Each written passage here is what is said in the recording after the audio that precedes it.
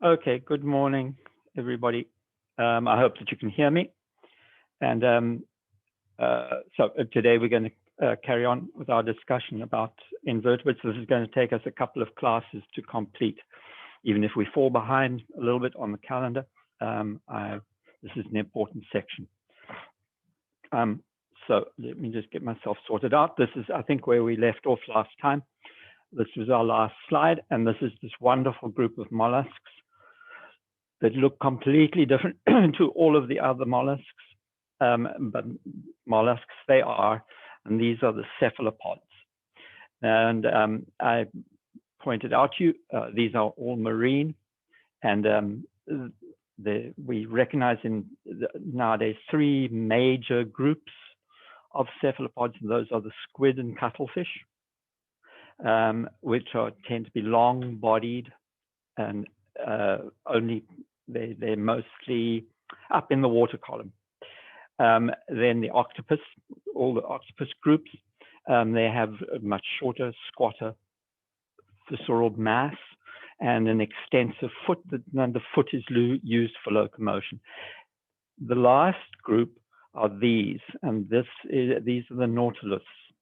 And the nautilus are the very last remnants of a huge, very, very important group of marine cephalopods that had been dominant all the way from the Cambrian. They had been a major, major group. They had diversified into thousands of different species and forms in two groups. They were the ammonites and the nautiloids. And they were practically rendered extinct at 65 million years ago, the end of the Cretaceous, around about the same time that the dinosaurs were rendered extinct on land. And so the only remnants of that huge, very diverse group are these, and these are the chambered nautilus. They're a tropical Pacific group, very interesting. I'll tell you a couple of things about them. First of all, have a look. You see they've got lots and lots and lots of tentacles here. They have a chambered shell, which is here, and they can regulate the gases in the chambers here in order to locomote. They can sink and rise, and they do this amazing migration every day. They sink during the day, they sink to the vast ocean depths off coral reefs and places like that. And at night, they rise up right to the very surface to come and feed. The cephalopods all have something which is really interesting. They have an eye which is very similar to ours. I told you that the mollusk eye, the plan of the mollusk eye is very similar to ours, excepting that to focus, they move the lens back and forth. We don't. We change the shape of our lens to focus. But in the nautilus, in the octopus and the squid, it's just like our eye. It has a cornea. It has a cornea, an iris, a lens, and a retina. But in the nautilus, they don't have a cornea. It is open to the sea. It's open to the water. And water can percolate through the pupil here. The interior of the eye is filled with seawater, which is, maybe that's a primitive feature. I'm not sure. Anyway, it's a pity I can't tell you more about them. But if it sparks your interest, go and read about them. There's any amount of information and some very good film on YouTube as well, if you want to just go search there for the cephalopods. Now, unfortunately, the mollusks currently in modern times are very, very subject to extinction. Mollusks in general appear to be able to speciate very easily. They form new species groups, new genera, new species groups very rapidly. So, for example, when new islands are populated by mollusks, those mollusks very often radiate very, very rapidly. A good example are the Pacific Islands, and the best known are the Hawaiian Islands, which had, when human beings arrived there, there were literally hundreds of species of land mollusk in Hawaii. And most of those, the vast majority of those, have been rendered extinct, largely through habitat destruction. That's the first thing. And second of all, through importation of organisms such as predatory animals, which decimate the native species. Mollusks are very, very subject to extinction. And have a look here. These are recorded extinctions for different animal species. And you can see that the mollusks occupy a tragic and huge proportion of those of animals which have been rendered extinct. And most of those extinctions will have occurred within the last 100 to 150 years. There are all sorts of other reasons why mollusks become extinct. They are very subject, for instance, aquatic mollusks, freshwater mollusks are very, very very susceptible rather, to things like pesticides and that sort of thing washing into the water. The freshwater mollusks in particular have been very badly hit by extinction. Here's another reason why. There are many groups of freshwater bivalves, and those have been used for hundreds of years as a source of shell. So they are pulled out in vast numbers, and the shells are used to make buttons and things like that. You can see here's a mound of freshwater pearl mussels from streams and things. And many of these freshwater mussels have also been rendered extinct. It's a sad story, indeed. Okay, so unfortunately, I have to leave the mollusks alone there.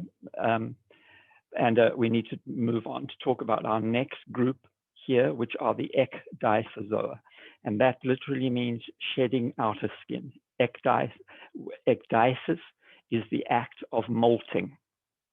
So the Ecdysozoa are united by this one feature, that they shed an exoskeleton. They have an exoskeleton of chitin.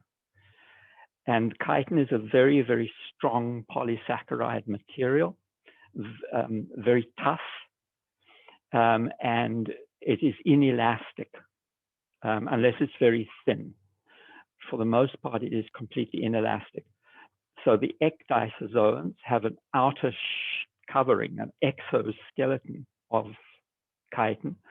And as they grow into that, and they need to split it off, shed it, and grow a new exoskeleton to allow for growth to take place. And this happens repeatedly throughout the lifespan of the organism.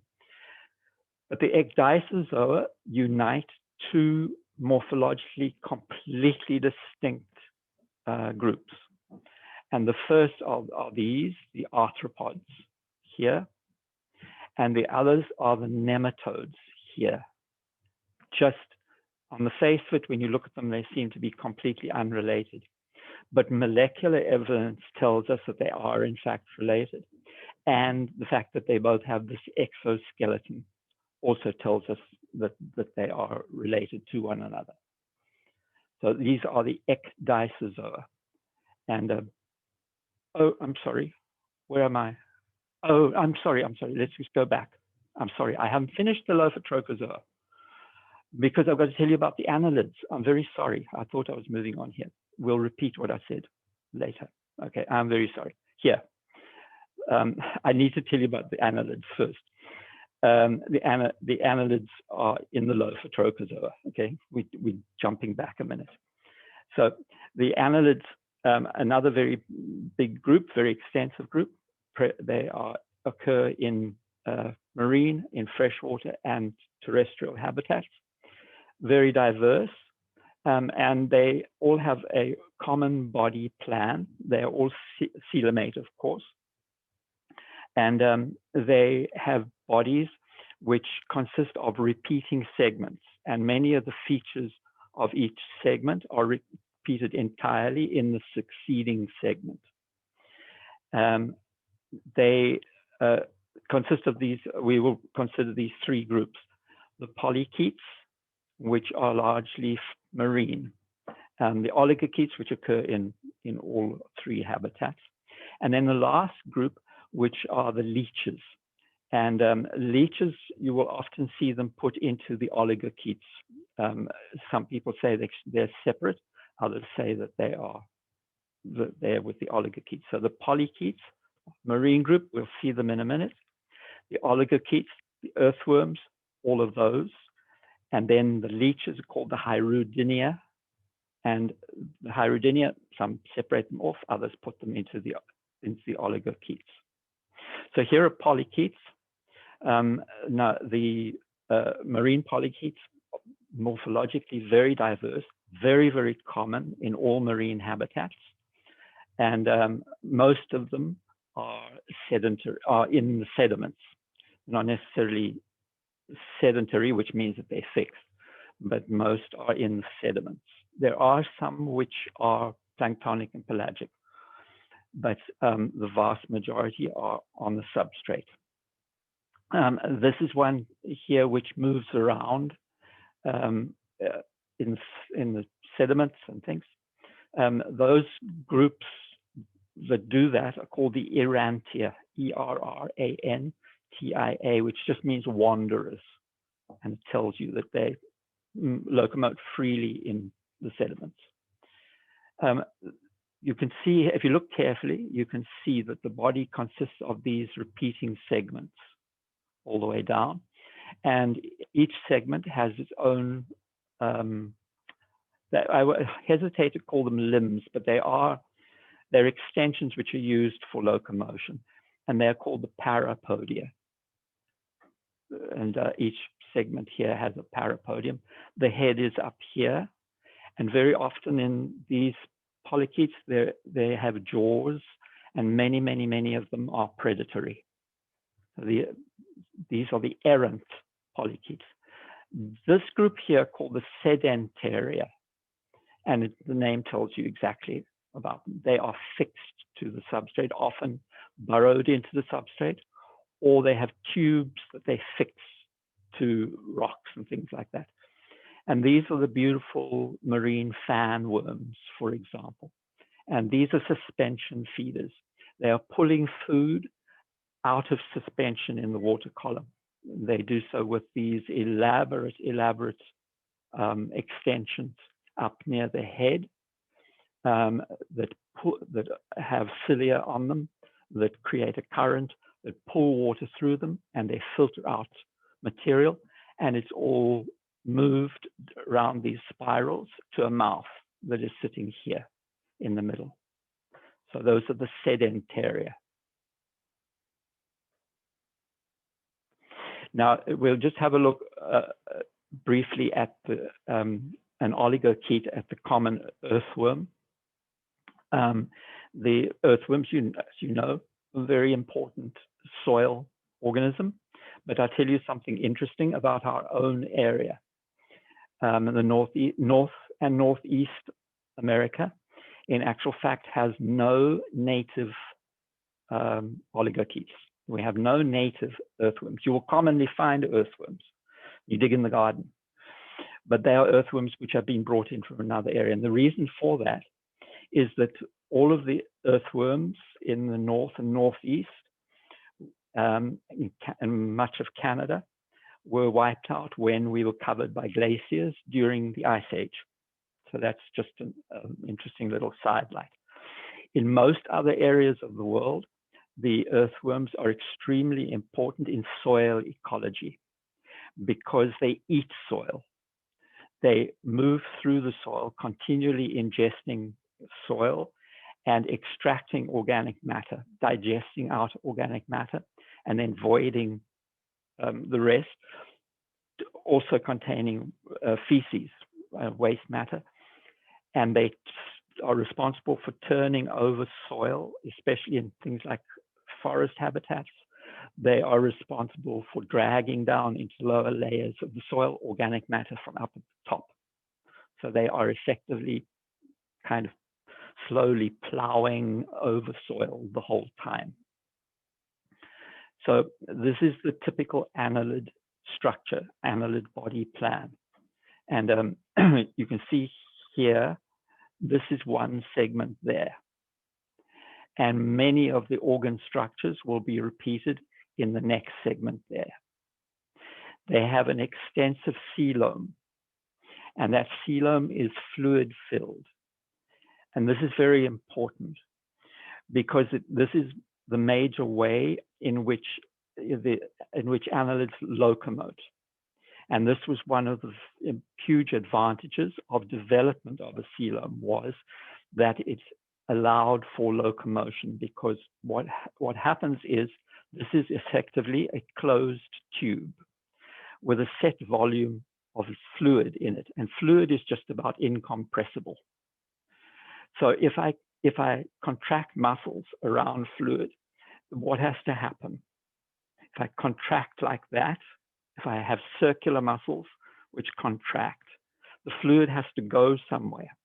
When you attempt to compress it, it gets forced out. And if I contract circular muscles like this, I'm going to extend.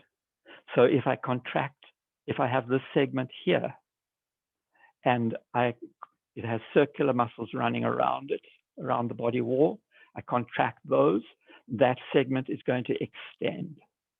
Same for the whole length of the animal, wherever it contracts its circular muscles, it's going to extend.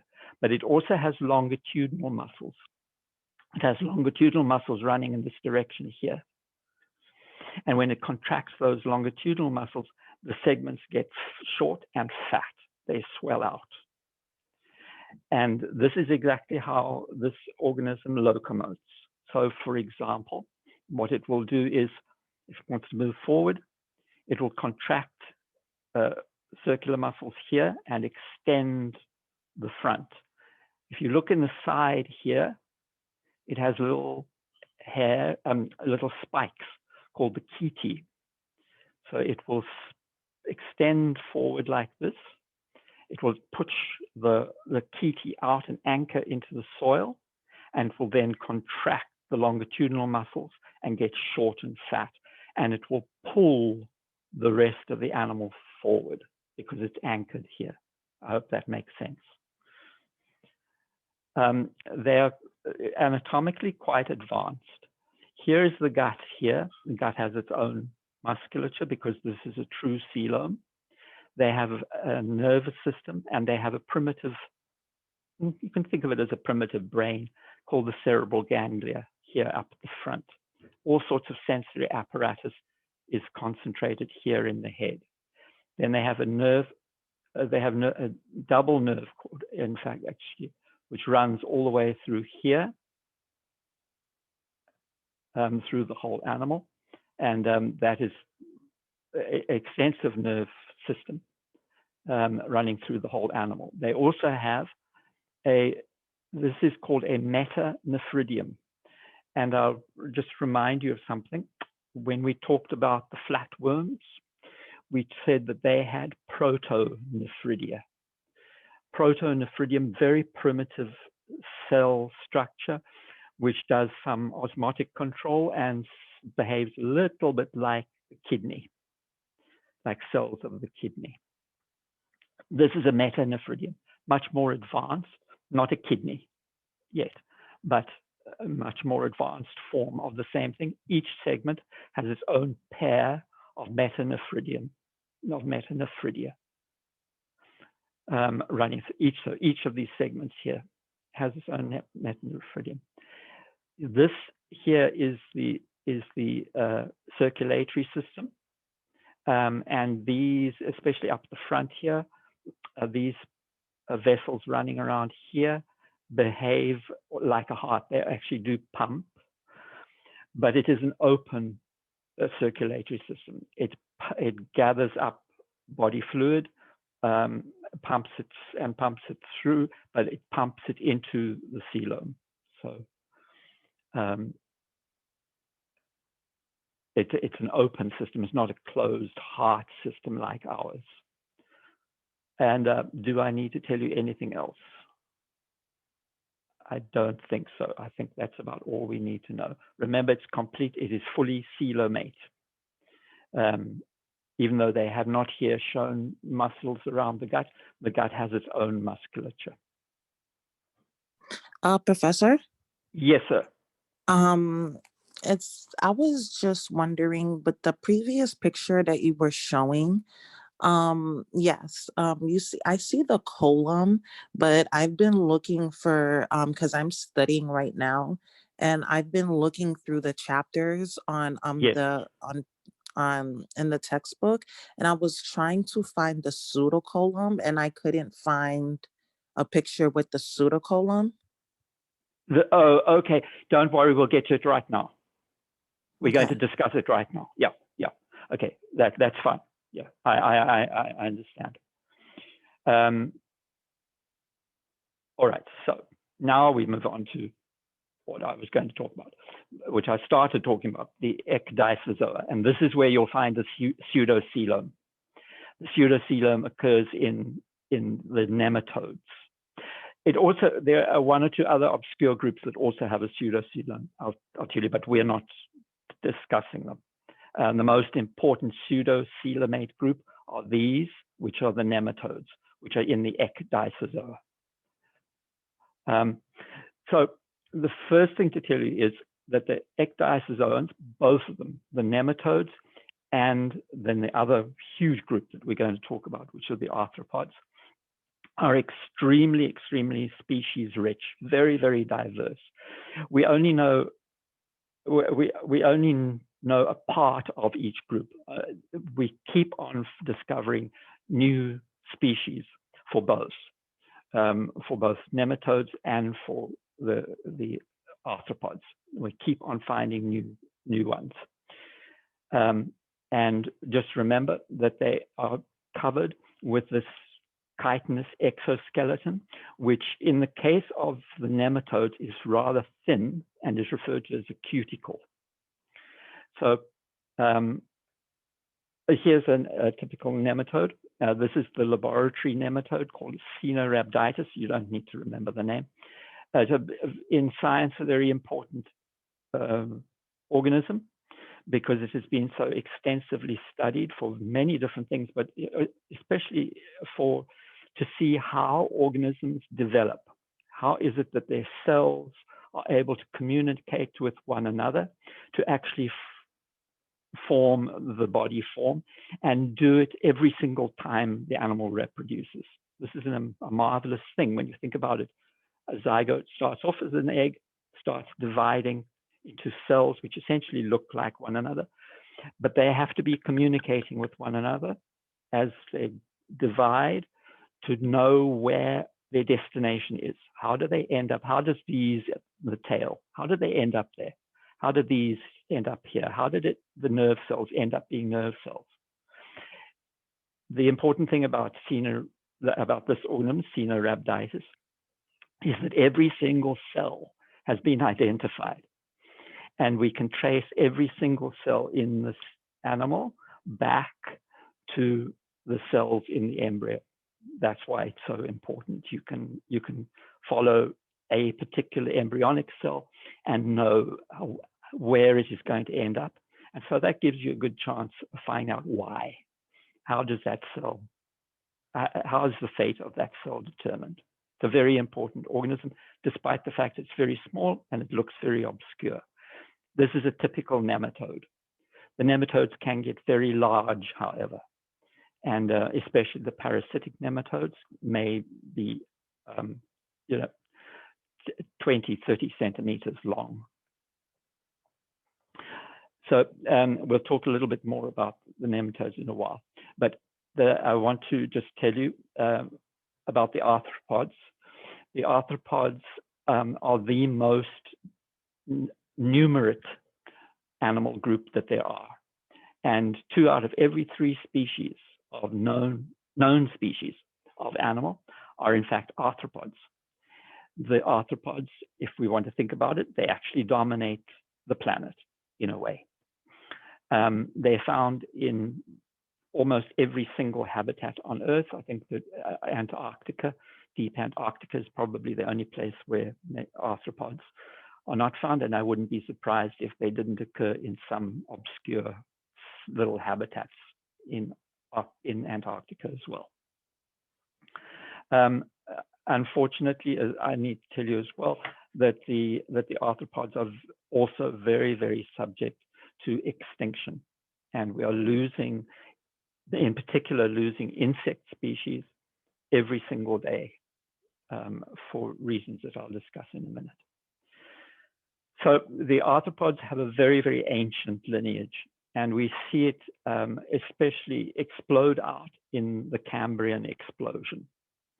And in the Cambrian explosion, in a very short amount of geological time, we see this arthropod body plan used as an evolutionary basis for the development of many, many different diverse groups. So the early arthropods, the very early ones, have this characteristic that they are strongly segmented. You can see here, this is a group, this is an organism called a trilobite. And the trilobites were hugely important. They were rendered extinct in a mass extinction, which was the Permian extinction, but they existed for hundreds of millions of years. They were a dominant group in marine systems. So they have this front portion here is a head region. And then behind, you can see the segments repeat one after the other. And that is the primitive form for the arthropod body plan. Many repeating segments like this. That becomes modified. With evolutionary time, they consolidate many of those segments into fewer and fewer until we see more or less what we see today in many of them. So you can't see it here, but if I was to flip this over, you'd see underneath here that there are many, many limbs. Each segment, in fact, would probably have its own set of limbs. And in arthropod evolution, those limbs tend to become specialized. So some of them will be specialized for walking, some for feeding, some as antennae and things like that for sensory reception, others for reproduction, and very importantly, some for predation and defense as well. So here is a typical modern arthropod, in some ways also regarded as being a little bit more primitive than many others because it still has some segmentation here. But here you can see that the body is divided into a head there, a thorax there, and an abdomen. Now the head is characterized by having the limbs, the primitive limbs have been modified as mouth parts there, antennae there. So these are sensory, and these are all mouth parts underneath here. This group, the crustacea, have several different limbs associated with feeding. That's also regarded as being a little bit primitive. This changes as we get to the more advanced arthropods like the insects, where those are reduced. So that is the head. It has mouth parts, antennae. The thorax is characterized because it has limbs modified for locomotion. And in marine systems, you can't see it, but underneath this outer shell of the thorax, the limbs also carry gills for respiration. Then behind here, this is the abdomen, and you can't see them, but underneath here, each one still has associated limbs, and they are modified also sometimes for swimming, but also for reproduction. And at the very end here, these are the last, believe it or not, These are limbs here. Those two, that's one limb there, and then one on the other side, modified for swimming. So remember, the head, the thorax, often we're going to see in some arthropods, it is united into one, there's no joint in the middle, and it's called the cephalothorax. Abdomen. And these limbs here are modified in the lobster for defense, the pinches, but also for predation. So very often these are most important weapons that the crustacea have. So this is, the crustacea are very, very diverse, very diverse group. These are the crabs. This is a land crab. There's a ghost crab which runs on the beach, and there are many other land crabs as well. But of course, the huge number of aquatic crabs, both marine and freshwater. This here is a crustacean, which is they are extremely common. They are so common in marine systems that they form huge swarming masses, especially in colder waters such as the Arctic and the Antarctic. And these are the major prey of suspension feeders such as the whales. And these are krill. The krill, individual krill, no more than a couple of centimeters across. Then there are many crustacea which are sedentary, and these are the barnacles. The barnacles that you see all over the rocks in the intertidal of marine systems, that's only one form. There are other forms. These here are called goose barnacles. I'm not exactly sure why, but the goose barnacles are characterized by having a stalk, which you can see there. And then these are the shells. And here, all of the limbs and everything have been modified for suspension feeding, for filtering out material from the water and feeding. The barnacles are characterized by having plates, these calcium carbonate plates, which cover them. So this the exoskeleton, which characterizes all of the arthropods and the nematodes as well. This exoskeleton has to be shed. It has to be split off, and the animal has to get out of the old exoskeleton in order to grow.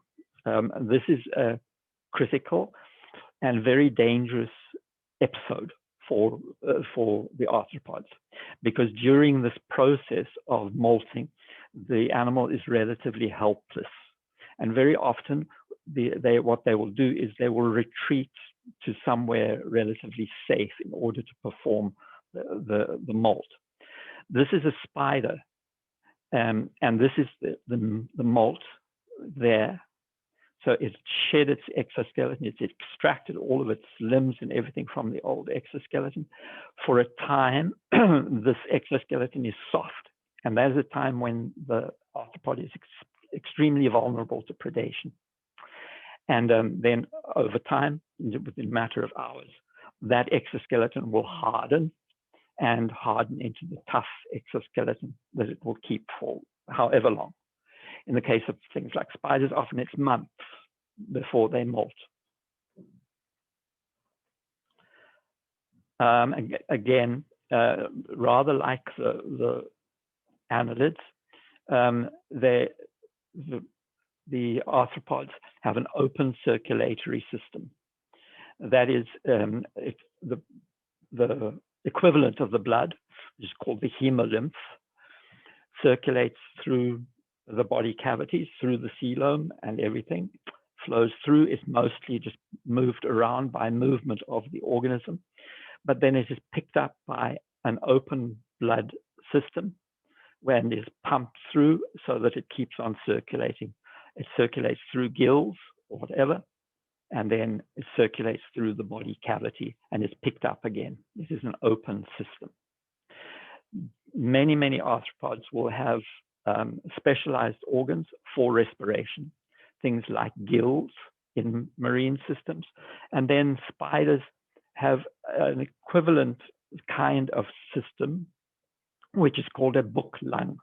It looks and functions rather like a gill, excepting it's adapted for the fact that it's in open air, not in an aquatic medium.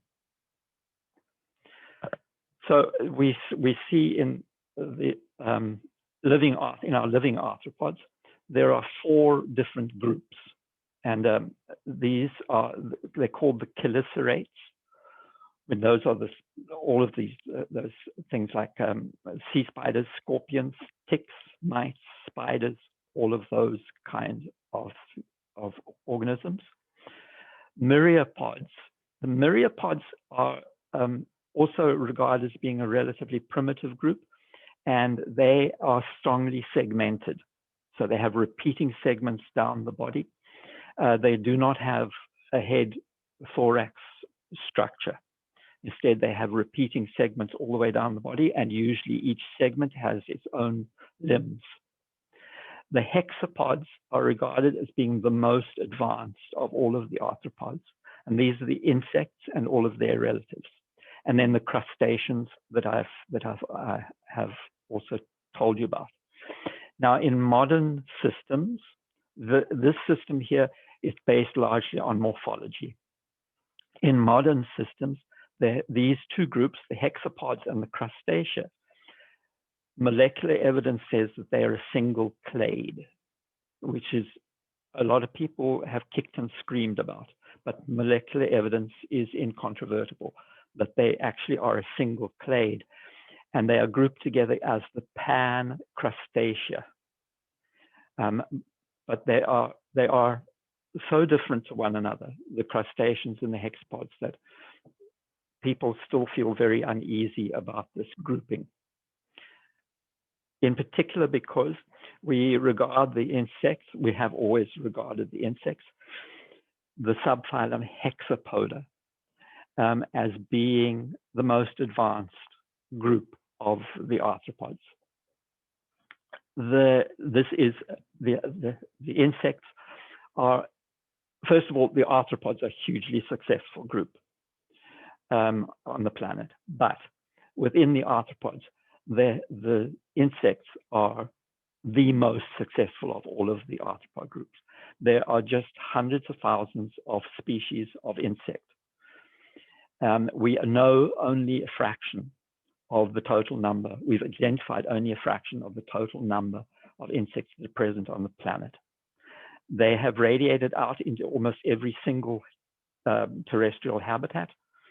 They also occur in aquatic systems, although they are not particularly successful in marine systems. There are many freshwater insects, but not many in marine. There are a few. So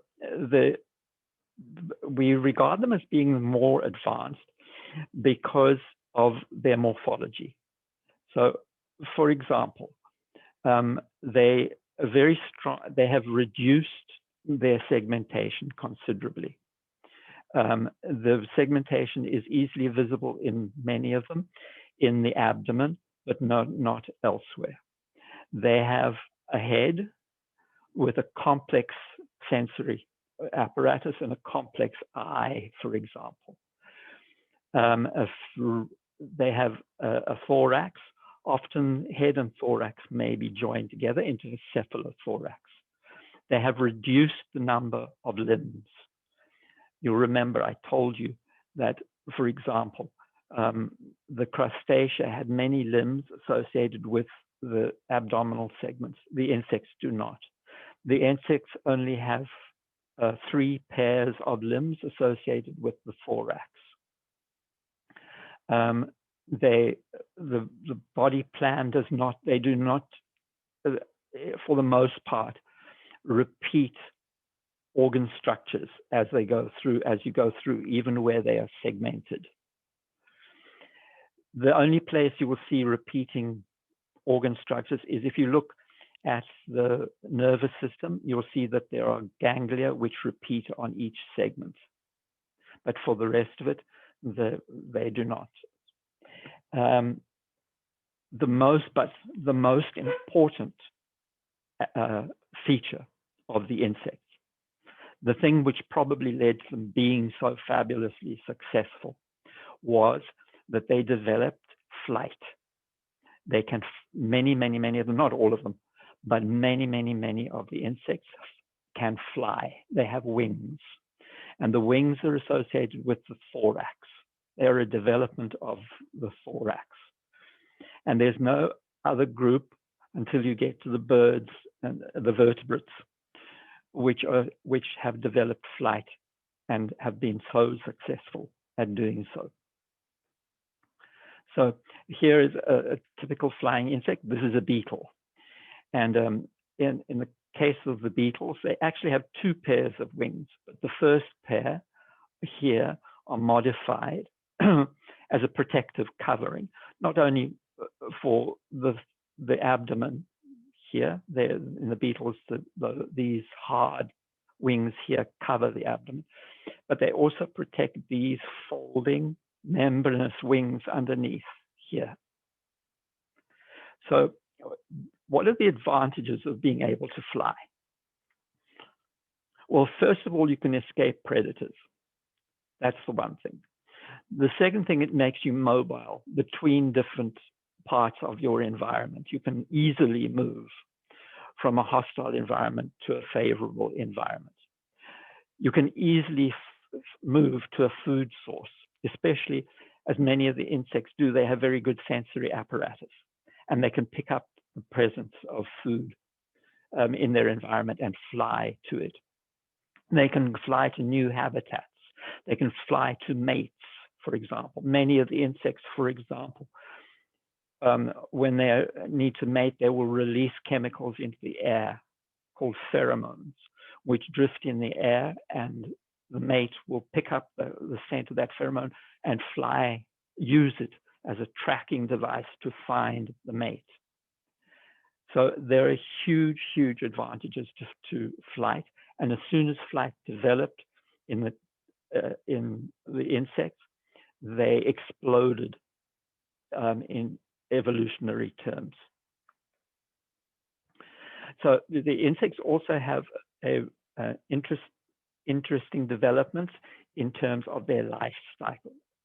So, for example, many insects undergo metamorphosis during their development. They have a period when they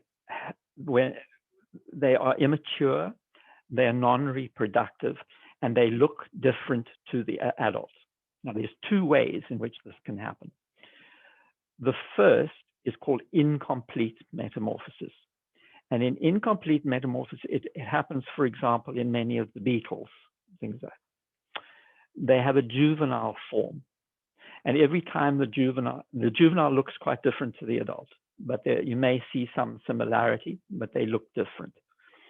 Every time they molt, they change form and they get closer to looking like the adult until they undergo eventually a final molt when they assume the adult form and become reproductive.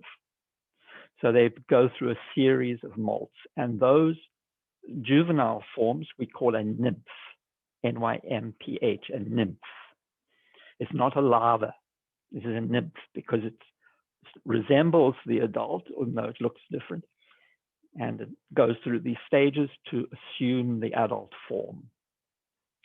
But there's another group of insects in which metamorphosis is much more complex and much, we believe, a much more advanced form of metamorphosis. And this is typical of things like the moths and butterflies, where you have a larval form, the caterpillar, which is absolutely completely different to the adult.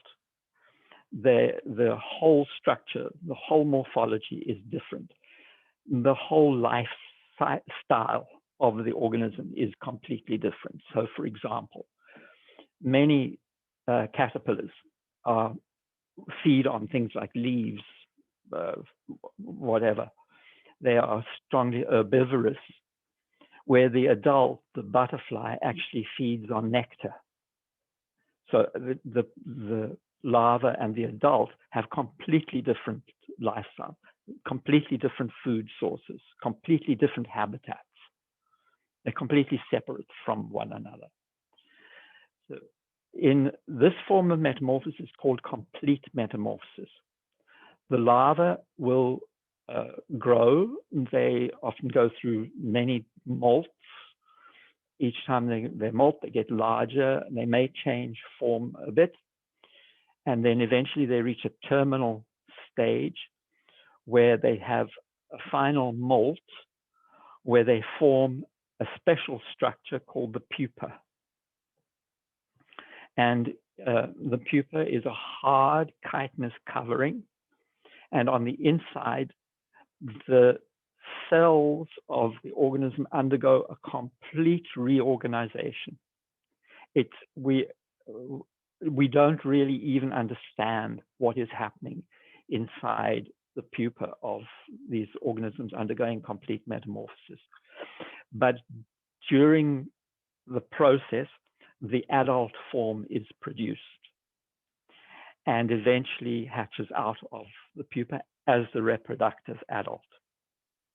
So here, for example, this is a monarch butterfly. This is the caterpillar here.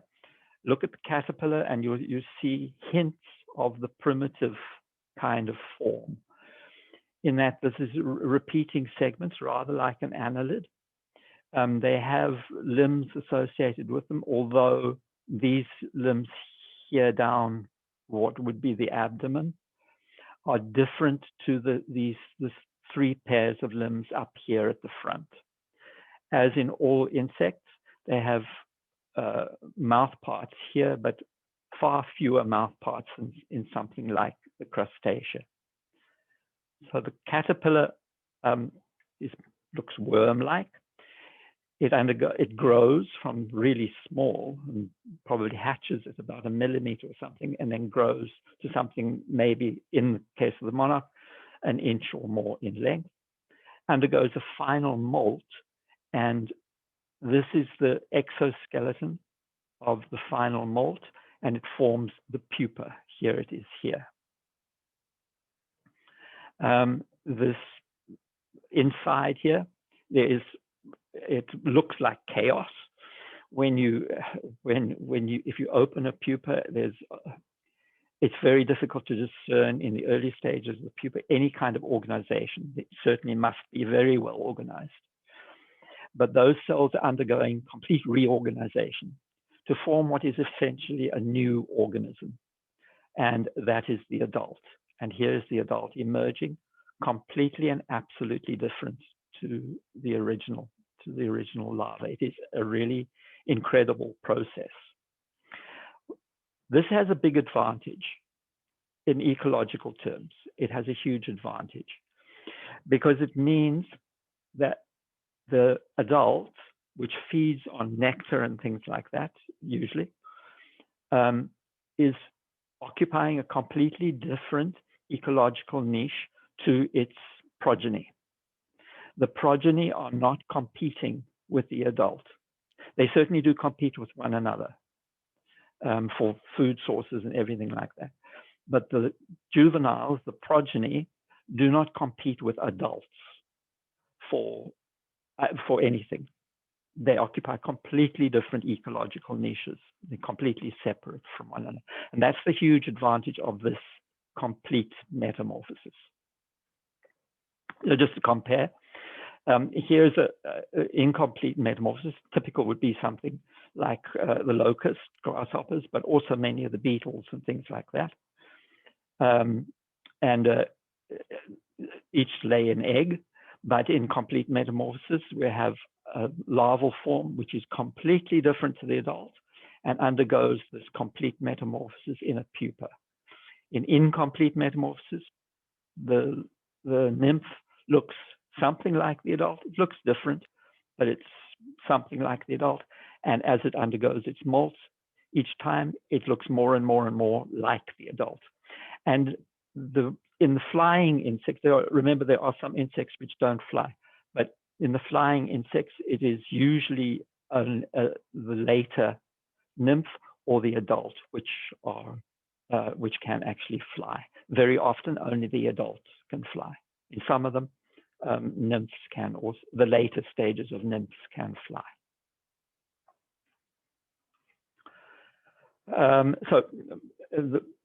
There's some general rules for the insects.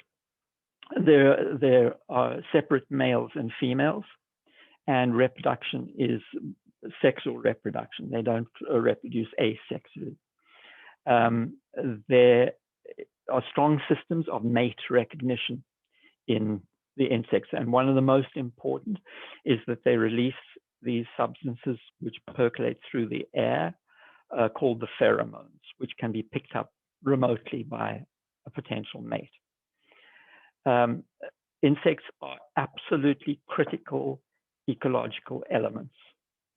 They are the most important pollinators. They are the most important agents for fertilizing flowering plants, and the flowering plants and the insects evolved together. Most of our insect diversity that we see in modern times began evolving around about the Cretaceous as the flowering plants evolved.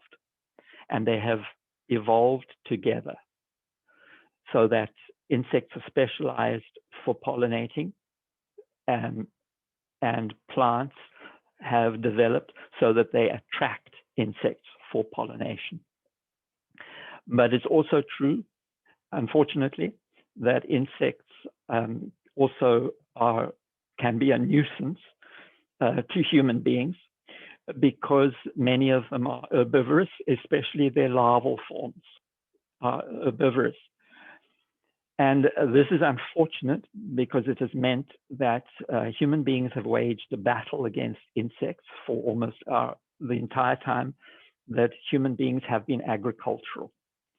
There is another reason why insects become important in agriculture. First of all, they may eat the plants, damage plants. But second of all, insects are very important as vectors of disease. They carry plant diseases, especially viral diseases. So an insect feeding on an infected plant acquires the virus, does not necessarily suffer from the virus, but moving to another uninfected plant can infect that plant with virus picked up from somewhere else. And this is one of the really important ways in which, for example, in our food crops, you think of a huge wheat farm. All of that wheat is essentially a clone. They're all genetically identical. We get a virus coming in, the virus can be spread through the crops very, very easily by insects. And this happens with regularity in farming. And it's one of the reasons why we try to limit insect populations, especially by use of pesticides and things like that. Because of that, insects are currently undergoing their own mass extinction. This is hugely important. That we are losing insect species virtually every day because of things like pesticide usage. In addition, many insect species are highly specialized to their particular habitat. And habitat destruction, not only of things like the Amazon rainforest, but habitat destruction of things like prairie ecosystems, that sort of thing, have resulted in the loss of many, many, many insect species. And many scientists regard this loss of insects as being potentially catastrophic, because insects are our major pollinators. And without insects, plants cannot reproduce. Okay. All right. So I'm going to stop there. And next time I'll tell you a bit about the Ecdysozoa, and Edward can hear about the pseudocoelom. I thought I'd get it today, but I haven't. Any questions? Excuse me 1 second. Yes, I wanted to know if the homework that you assigned was going to count towards our average. Which homework? Let me check right now. It is the one that you just assigned. It's assignment 3. Oh, assignment 3. Yes. Look in your syllabus, and you'll see that the assignment there is a percentage allocation for the assignments. Okay, because I was looking at the questions, and all of them are okay. They're all worth points, and then I just saw one that's practice that is 0 points, which is fine. But I just wanted to make sure that okay, I'll go through. They should all be worth something.